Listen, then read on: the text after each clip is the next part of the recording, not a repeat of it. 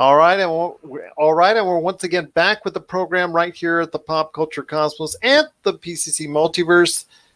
You see him right now. He's a thorn in my side. He's pestering me once again, as only he can do, because he's making it around on the podcast, and he's got to go to the best podcast around, and that's ours. Man who, he helped create the name of Pop Culture Cosmos. I got to give him props on it. So in the major lawsuit that happens, and he files that trademark against me. Wouldn't it be against me? Because technically we created the thing together, and I just kind of let you do all the work, and I just kind of quietly kept taking steps back further and further, and then left the country. Okay, sweet. Then you know what? Then I will go ahead and make sure I play this portion of the tape to the judge. There you go. Yeah. Since nothing was in writing and oral contracts aren't binding in the state of Nevada, I think we're okay. Hey, well, I have hope. The Ringer sold the other day to Spotify for quite a chunk of change, and they produce sports and pop culture podcasts. So, I'm looking for that same kind of deal. That's what, Bill Simmons' podcast? That is correct. All of his podcasts are now owned by Spotify. Now, mind you, they're still going to have their generic, already out there podcasts still remain out there, but they are going to have more Spotify exclusive podcasts. But, if any of these streaming, any of these podcast outlets want to go ahead and gobble us up, we're all game, right? Hey, I'm sure they can afford a Kit Kat bar. Give me a break and all this is yours, right, Gerald?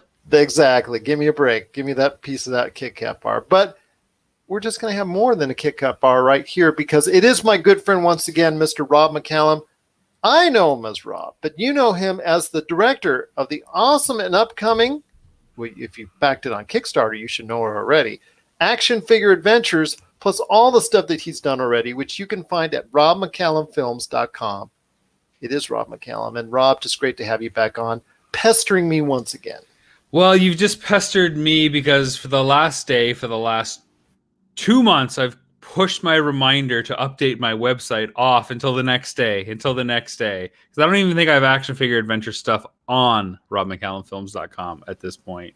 It's meaning to happen. It's coming at some point. But yes, I am here. You know the rule. You can never slip up with me.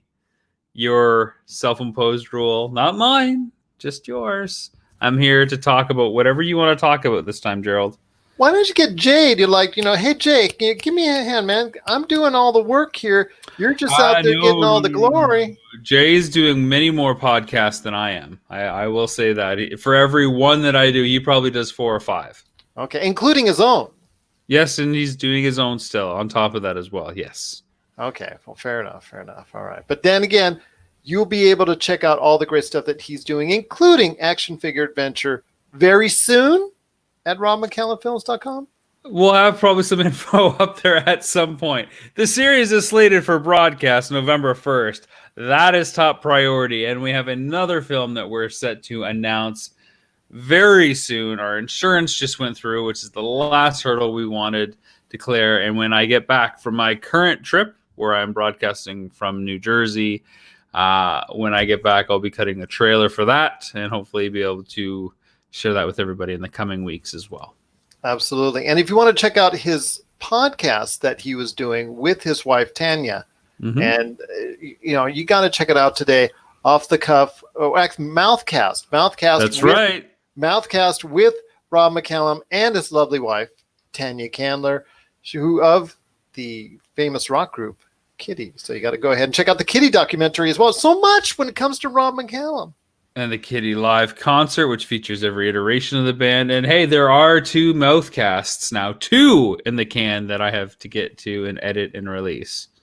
I hear you. So I can't wait for that. I am trying, my friend. Welcome to my world. Your world, huh? Oh, we're talking about your world now. I'm the guest, and we're going to talk about your world. Okay. Yes. Okay. What are we talking about in your world, Gerald? What are we doing? Editing podcasts. That's what I'm doing. Recording is fun.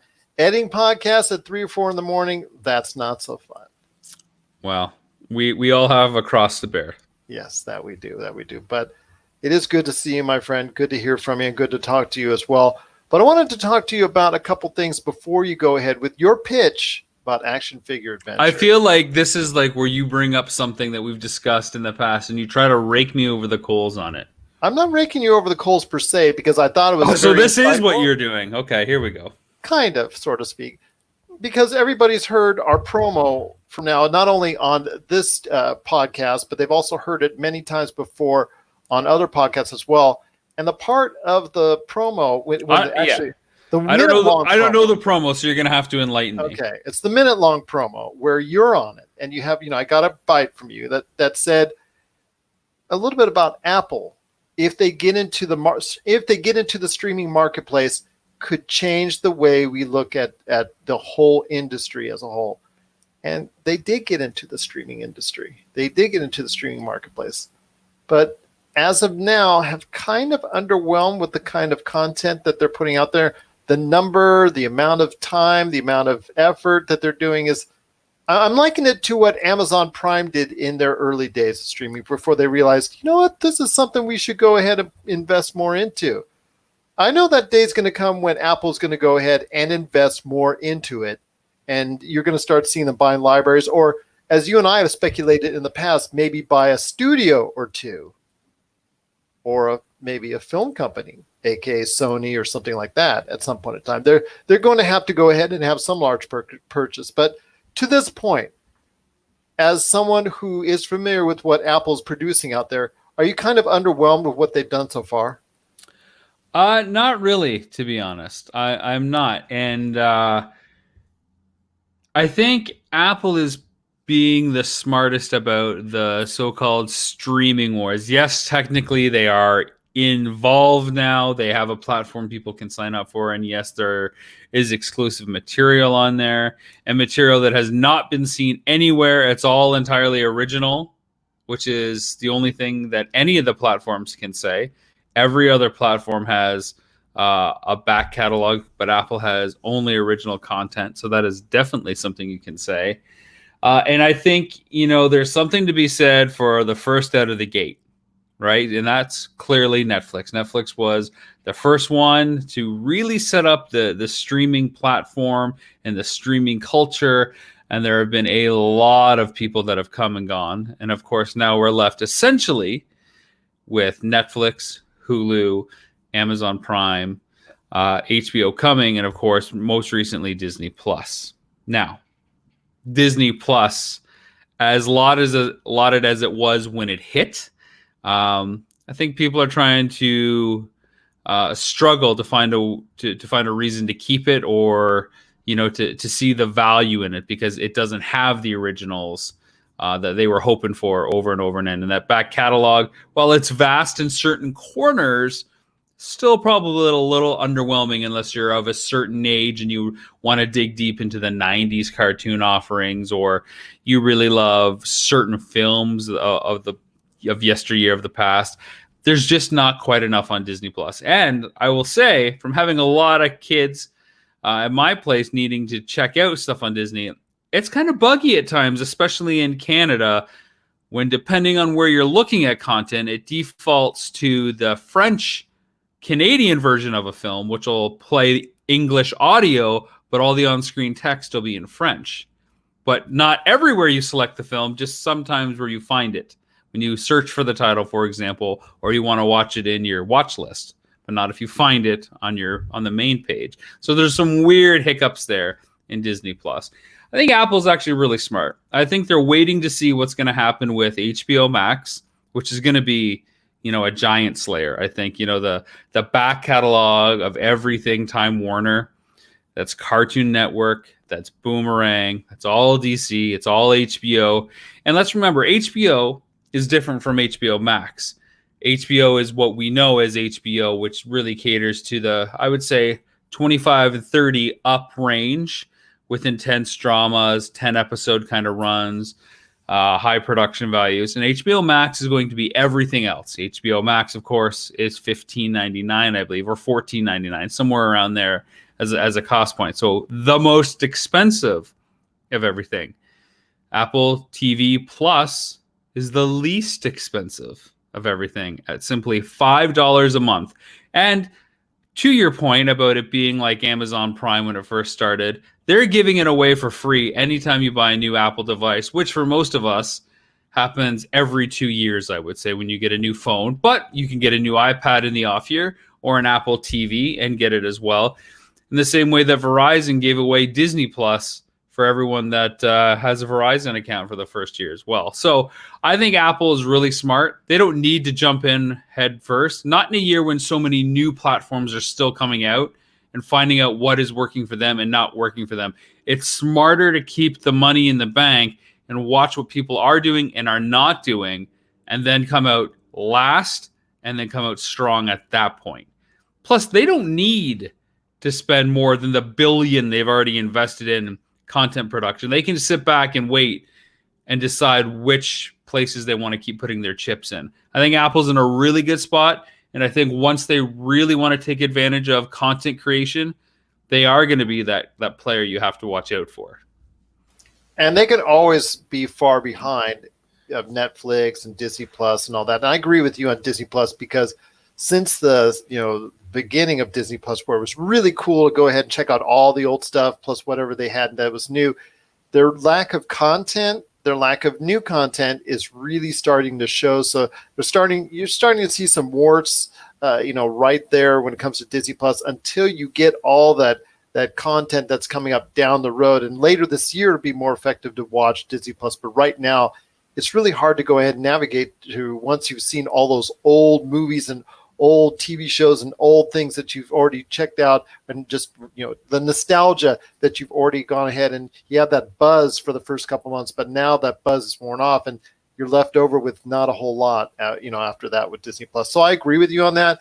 And with Apple, I think it's just something that, they can go ahead and sit back and survey the landscape of the streaming marketplace, because they could be right now, 150 million subscribers behind per se, what Netflix is doing right now. But they can, with the right amount push, they can instantly make up that ground, because of the fact that everybody, well, I'm going to say everybody, but virtually everyone out there has some sort of Apple device they can go ahead and view it off of. So you're right. There always can be behind, but can easily catch up at any point in time. Just think how quickly they could capture the audience if, like, when I think it was 6 years ago, they pushed that U2 album to everybody's iTunes account. I knew you were going to say that. Josh cannot just stand that. I hated it too. I'm not a YouTube fan, and I am. And I was driving to New Jersey today, and one of those songs still showed up somewhere in my library and played, and it drove me nuts. But think how cool that is if you were able to send that to everybody as a free option for their account. They don't have to download it. It's not going to be on their device. But if it allows them access, that's pretty cool. They don't have to do anything. They can buy whatever they want when they choose to buy it. And that's always something to be aware of. And no matter how much I love U2, I agree with you and Josh. They shouldn't have force-fed it on everyone, and that was a mistake on their part. Give people the choice to go ahead and do so. And that's what they should do with Apple Plus, and just give people the choice that's out there. But once you have enough of a selection to really make it imprint, all the gloves will go on with Apple. I agree with you, but I also think a major acquisition is also in the offering. I think you mentioned it before when we were talking about this, even years ago, about them getting in the streaming space, that they may or probably will most likely get some sort of studio at some point in time, that they'll acquire their assets and go forward, similar to what Disney has done with 21st Century Fox, and some others have done, Viacom and Universal. They've gone to various acquisition routes before, and then Sony has been up in the air for quite some time as far as the speculation on if they're ever going to get bought. And I think the first place people would look at is Apple for that. Yeah, I mean, the ability to acquire a studio and that infrastructure when you have the capital, it makes sense. I don't think anybody thinks Disney buying Fox from a strategic point of view was a bad thing. It made sense if Disney could pull that trigger, knowing that Fox wanted to sell the assets, its library, and get back its IP in the form of the Marvel characters at the very least. It just made sense across the board. Now, whether that's good for the film industry or not is a discussion you and I have had before as well. If Apple's going to do that, at least it's not one company consuming another and shrinking the space. It's more of a lateral shift where it's basically a new name on the billboard, so to speak. There's a lot you can gain just by acquiring, but that's also like Jurassic Park, where you patented, you stood on the shoulder of people who did great things, and before you questioned whether you could, you didn't stop to realize if you should. So they're not creating genetic monsters when they're making movies, and I'm sure they're going to hire more people that know what they're doing, as they have in the past, to create content. But just because you can buy a studio doesn't mean you know how to run a studio. So what is Apple's relation should they acquire a film company or a film studio? That's not going to give them immediate legitimacy, and you're still going to have to create new stuff. So there's no shortage of stuff out there to watch. And actually prepping for our discussion, which you teased as talking about the streaming wars, I looked at the Apple TV Plus offerings, because not knowing really what it was, because I've always considered it, Hulu, and I would say even Disney Plus as more complementary services to either a Netflix or a Prime Video. I think you usually have one of those two. Most people, I think, have Netflix, although a lot of people have Prime because of the shipping kind of side of it, and Prime gets thrown in for free. But much like the PS3 or the PS4 days and the Xbox 360 and the Wii U is there, the Wii U is a complementary system, not really something that you needed to fulfill all your gaming desires. So that's how I see Disney Plus now and Apple TV Plus. But a lot of the shows I see on there, I'm actually genuinely intrigued. The problem is there's a similar list of shows on almost every platform out there that I don't have time to get through right now. And in Canada, we have a really unique situation in that we don't have HBO as a standalone option up here. HBO and Stars and Showtime are all bundled into one service up here called Crave TV. And there's Crave Originals as well, which is part of the Bell Media telecommunications company up here. So everything's kind of bundled there as one service, and it has its own app and everything like that. So I'm trying to get through stuff like Kidding Season 2, The Outsider on HBO, McMillions, another HBO documentary series. That's something I talked about on a previous podcast, and I said it's the best docuseries I've seen outside of Rob McCallum. I'm sorry, Rob McCallum. I'm sorry, Rob McCallum. But so far, excellent docuseries. Yeah, it's great. I mean, both but they have are totally guy. Into it. They have the production guy. You can clearly see that. I mean, you were not. I mean, if you were given that kind of budget as a docuseries, this is the story of my life. If I was given that kind of budget, I mean, they're doing period piece recreations, Gerald. And even though we don't see a lot of the actors' faces in their recreations, they're really well done. Yeah, absolutely. They're really well done. Their interviews aren't anything that are super polished to look at. They're talking head interviews, but all those recreations, they're nice. And there's some really nice graphic work. I really like their opening sequence. As do I. They got the goods where you need it on McMillions. And what I love talking about McMillions, and Tandy and I talked about it on one of the episodes of Mouthcast that hasn't come out yet, is this new trend of being able to sell different shows. It's not just putting together a treatment or a script and trying to get it in the hands of people. That series was sold because it was an article published, and that was the design from the beginning, to have an article published so that it would actually become a series as a result of it, not just to have it end as an article that might get optioned into something that gets made. It was always designed to be just a vehicle to get made into a documentary.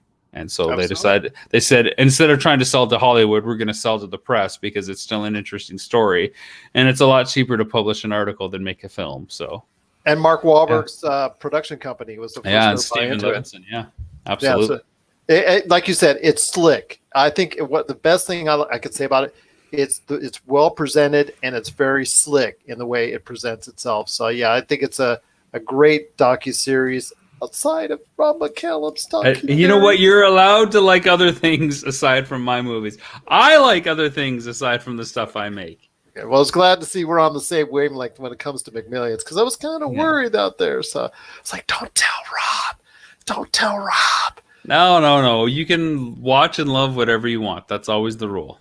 Okay. Well, the last thing. Just make sure you watch my stuff when it comes out. Fair enough. Fair enough. Well, when you're kind, you send them my way first, so I get a little sneak peek every now and then. So that's kind of cool. But anyways, as a docuseries maker, or as someone that's part of the production process, A content creator? yeah, a content creator per se. Okay. You've got those options that are out there, man. You've got this project. How mind-boggling is it now? Because as we were talking before we went on, you've got lower or lesser known publishers out there, lesser known mid-tier streaming outlets, and then there's the obviously the Netflix and the Amazon Primes and the Apple TV Plus and all that. I mean, what goes through your mind when you go ahead with all these processes? I know you have people that you work with that help put this out there, put your stuff out there, but still the process is there and all these options are now plenty. I know you and I have talked about this before in brief before, but I mean, it now has to be more almost like a headache because there's so many different options and so many different ways you can make your series or your documentary a success. But there's also so many ways it can just go ahead and be, just hide into oblivion. Yeah, I mean, it's a complicated question to answer because it really depends on who you are as a filmmaker. I'll try to come at it from where I think you want to go with this, and I think what you're trying to ask is how do you navigate the difficulty of releasing something nowadays, given there are so many streaming platforms and options and places that your film can be seen. And I think that it's actually more difficult now in the majority of the sense because it's still hard to get your title on these places. You've got to know somebody who knows somebody or has a pre-existing relationship. Like you can't just email Netflix and say, hey, put my movie on your service. It doesn't work like that. Usually you have to go through an aggregator who pitches the content to Netflix and it's either accepted or rejected, and only certain kind of films will get accepted. And with that kind of stuff, you're relying on the person who isn't you to pitch the project that you know best. So that becomes very difficult. And the people that do this, of course, have to take a cut of the sales, or you're paying them regardless of the outcome, which is very frustrating. I think the biggest thing now, though, is that there are the do-it-yourself options, which didn't exist 20 years ago in a way that could get you a mass audience. 20 years ago, you can make your film and put it on DVD and make 2,000 copies and sell them at $20 each and, make $40,000.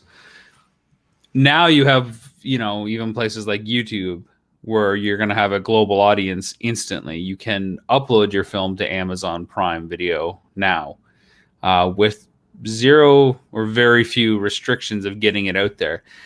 And I've gone both big distributor, like Netflix with Power of Grayskull, and I've done do-it-yourself with Missing Mom and had just as much success on both sides of those. They've worked out equally, at least in those two films. The numbers and the ROI and all that are pretty similar. So it's interesting to see what goes into each of them and which way I want to go for newer stuff that comes out, because it's always a toss-up, and there is no path. Every film has its own path. There is no right way that you keep doing over and over again, and you always have new relationships with Action Figure Adventure. We had a sale before we finished shooting in Canada, and we took that sale, and in some ways that's complicated some of the offers that we're dealing with right now for our US and global release, but not really, because Canada is a small territory in the scheme of things, and most people are pretty understanding, given that I'm a Canadian filmmaker, that I'd want to retain my home country rights and access tax credits and whatnot. But the path that we're looking to take with Action Figure Adventure is different than other paths we've taken before. And you can sink years into just selling a film and looking for what to do with it. And to be honest, most filmmakers don't take any time, or they take too much time. They make that one film they think is perfect, regardless of how it is, and they spend the next 5 to 10 years trying to find the perfect home for it. Or they dump it out there and hope it's going to make millions without really doing any of the work for it. So it's difficult. I think You have just as many places now to get your film out there as you did 20, 30 years ago. The format's changed. It's not VHS and DVD anymore. It's streaming, and it's more categorized by genre and type. But getting it to the right people that can help promote the film is key. I think also having tools with like the internet to get publicists on board and really push your title. I think that's really important. I think that's underrated. Absolutely. So, yeah. I mean, it's also so many different outlets out there. I mean, you like you said, you've produced stuff that has been put out on Vimeo, YouTube. I've seen work of yours on Netflix, so many other streaming outlets, both here and in Canada and around the world. And then you now even have more options that you could go ahead and utilize, including, we were just joking about Quibi about earlier. Quibi, yeah. About earlier, and that's something. Does that intrigue you? That option about the quick bites geared towards the millennials with short attention spans that's got to see everything off of their mobile devices, which is pretty much, without saying it, that's pretty much what they're saying is with Quibi, is that it is meant for that type of audience. I love the challenge of a 7-minute narrative or chapters in 7 minutes. You can imagine how McMillions would be divided up at every 7 minutes. I don't think it's hard to fathom what that's like. I think for action figure adventure, you could easily do, one store stop in 7 minutes and see what that looks like. What I don't like about Quibi from a filmmaker's point of view, and I think I talked about it on an episode of the Mouthcast, or it's yet to come out, or maybe it came out, is filmmakers are required to provide content in both portrait and landscape modes natively. So you have to refilm scenes twice so that there's a seamless transition. It doesn't just auto shift. It instantly does it without any delay. So right now when you're watching YouTube on your phone and you turn it, it kind of pauses, adjusts, and continues. This seamlessly does it. It doesn't stop playing within that time span, and that requires filmmakers to create it different ways. Now, some filmmakers are creating stuff so that it's a different experience when you watch it in portrait versus landscape, and other people are not doing that. They're just shooting it to fit the confines of the device, so to speak. But the length doesn't bother me at all. I think it's intriguing. It is intriguing to exactly seeing how far this will go. I mean, a lot of people are on board right now. A lot of big names are part of it.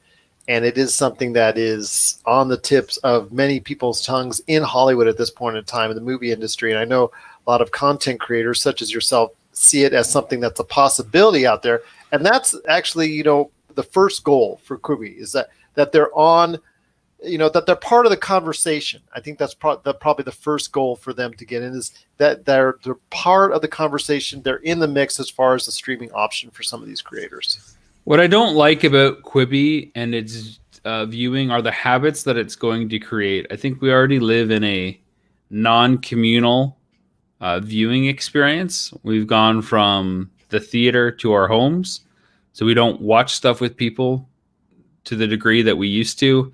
And now Quibi is asking us to watch stuff on our phone. And while sometimes we will share our phone and show people stuff on our phone, I can't imagine too many people watching 7 minutes with somebody over the shoulder. So this is stuff that's supposed to be consumed in a one-on-one basis. And I just think it further to the discussions, that I bring up, like in Nintendo Quest, and that come up again in action figure adventure. I think community is strong, and anything that pushes it away is something that we should caution. I think I would like to see something that promotes the communal experience and bringing people together rather than cutting people off. Well, there you go. Absolutely. Great to hear from you on that, and great to hear your thoughts on this, whether it's Quibi or any other of the outlets. It's going to be interesting to see where you decide to make your commitments long-term to all these different streaming outlets, and where you want to go ahead and put your projects in the future. Yeah, well, I mean, part of it is my choice and part of it is the market's choice too. The stuff I want and who wants to buy it and when they want to buy it and what's going on at that time. So it's not just my desire, it's what can facilitate what I'm doing. for better or worse, I'm in the fortunate position where I get to be an artist and I get to create, at least right now, without having to beg and borrow for money up front and get permission. I just get to create what I want with my team, and we find a home for it rather than find a home and then create it, Well, which is great. Well, you have found a home for Action Figure Adventures, and it starts, you said, on November 1st. Is that correct? Tell everybody out there a little bit more about Action Figure Adventures. Yeah, so Action Figure Adventure, singular. Adventure, sorry. Adventure. Although if there's a second season, then maybe we'll pluralize it.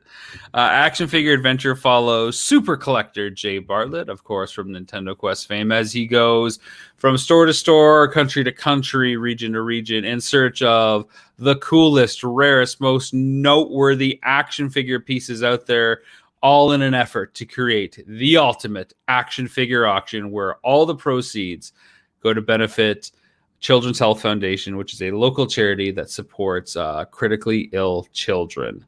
So Jay fronts all the cash, buys all the goodies, and we see how much gets to go to benefit children, which really allows us to make the argument that action figures are powerful indeed, and they can change the lives of people. Sounds like you've said that once or twice before. I'm reading it from a screen, Gerald. No, yeah, I've said it once or twice. And where can people find more information on Action Figure Adventure? The easiest place to find information on Action Figure Adventure is on Facebook, facebook.com/Action Figure Adventure, or on Instagram @Action Figure Adventure. And of course, you can bug me on Twitter @Rob McZob if you want to know something else too. Because bugging Rob is really what a lot of people like to do. I've seen this firsthand. Yeah, it's actually great. Sometimes it starts with a little incessant pestering, and sometimes we become friends, and sometimes you find yourself quickly blocked. Or sometimes I just move to another country. Yeah, that's true. Well, he did the latter for me. That's for sure. That's where. Well, after cinder blocks, I didn't think there was going to be much of a friendship. Gotta bring out the cinder blocks. All right, there you go. Once again, it's my good friend Rob McCallum. You got to check out his awesome docuseries coming November 1st. That's Action Figure Adventure. Check it out today. All the info. In fact, he just made an update as we're speaking. He just made an update the day of. That was Monday. So that's when we taped this. That's when he went ahead and put up his update. So you got to check it out today on Kickstarter. And where else could you find that update? It's on Facebook as well, and it's open to everybody. And the big thing with this update is we're asking people to weigh in on how they want us to craft some segments that will feature our backers. If you were a backer of our campaign, you may have seen that some of the rewards allow you to be on the camera and in the mix as part of things. Now, it's not just that we're doing Action Figure Adventure, a 10-part series, but we're also doing an after show with it as well, which, of course, will have 10 parts as well. And we don't know how long those episodes are going to be, but we want to kind of go the gamut rather than just a quick 2 or 3 minute talk about what happened in each episode. We want to feature some segments with some backers. And so now I have issued a survey via Kickstarter talking about such things, and we will see how people weigh in on which way they want that to go. You're not planning on a Snyder cut to go ahead and, hide in the vaults, are you? I can't talk about a Snyder cut. First rule about Snyder cut is not to talk about Snyder cut. Okay, fair enough. If I go to the McCallum garage and I see this just sitting there, just like, Action Figure Adventure, the Rob McCallum cut right there. No, that's more Nintendo Quest, the Rob McCallum cut. Okay. Whoa. Oh, a lot of ears perked up when you said that. And hey, don't forget about Video Game Box Art. That is in limited release right now. I will be pulling that very soon because we have an offer for that. That could be monumental. Well, it's Box Art the docuseries when we go ahead and play the promo on our show. Well, we changed the title so it's a little bit more specific. When you say box art, it could be anything. We've changed the title to Video Game Box Art, the stories behind the covers, in which we talk to the illustrators and artists who are responsible for gaming's most iconic images. Going to have to go ahead and send me a new promo. Well, it's on the list, Gerald. It's on the list. Not like you're doing anything, man. You're right. Hey, you know what? You've got the title now. When you go edit this at 3 and 4 in the morning, you can drop a little promo there. Fair enough. I just might. There you go. All There you right. go. I could record you some unedited promos since I don't have editing software here. That's okay. I think I got a little bit of that. Maybe I can go ahead and pull from that. We'll see what happens. Okay, here we go. For everybody listening and for the promo to come, don't forget to check out Video Game Box Art, the stories behind the covers, celebrating gaming's most iconic images from the people who created them. This and many more from Rob McCallum Films. And what about Action Figure Adventure? Let's not leave that lonely. Coming soon from Rob McCallum Films, Zero Cool Films presents Action Figure Adventure. Super collector Jay Bartlett hits the road once again in search of action figures' most iconic and noteworthy and rare figures, all in the name of creating the most ultimate action figure auction ever. He fronts the cash that charity benefits in the end. What will he get? How will he get it? And how well will he do? Find out November 1st, 2020. There you go. All right. Sounds good. I like that. We'll run with that. We'll run with that indeed. Once again, it's my good friend Rob McCallum. You got to check out all the things that he's doing today at robmccallumfilms.com, plus also as well Action Figure Adventure on Facebook and Instagram as well. Well, it's Rob. Rob, it's just so great. Awesome. It's just so great talking to you, my friend. Once again, destroying the internet as only you can, and mocking me as only you will. As easy as only you can make it. Fair enough. Yes, that is correct. But all my best to your family. Just hoping everything goes okay. And again, check out the Mouthcast. He's got new episodes that he will eventually put out too at the same time. Yes, and like I said before, with Mouthcast, we are taking a little bit of a hiatus. Break. Hiatus is harsh. Tanya doesn't like me to use the word hiatus. We're just taking a bit of a pause. She wants to get back at it. We've got to get priorities in line, I think, a little bit more. We will get to it. But if you love further podcast commentary, couples looking for that last bit of sanity in their lives at the end of a day when two kids have been running their lives, check out Mouthcast. It's a lot of fun, and you will value your own life and sanity when you listen to it. Available now wherever you get your podcasts. Yeah, it's actually in a lot of places. Thanks to you, Gerald. You helped us get on a Spotify by pestering Anchor's help support desk. They got us up there. Spotify is actually more popular in Canada than Apple Podcasts. So, just to know that. Well, our numbers are through the roof on Apple. I'll say you that much. Well, hey, I'm just glad people are listening to it, and continued success to you, my friend. Surprised people are listening to it. There you go. So yeah. There are many reasons why they could be surprised when they listen to it, but I won't say that on the air. Oh, tantalizing. There you go. All right, my friend. Always great talking to you. Once again, it's Rob McCallum. Just so great to have you once again part of the pop culture cosmos.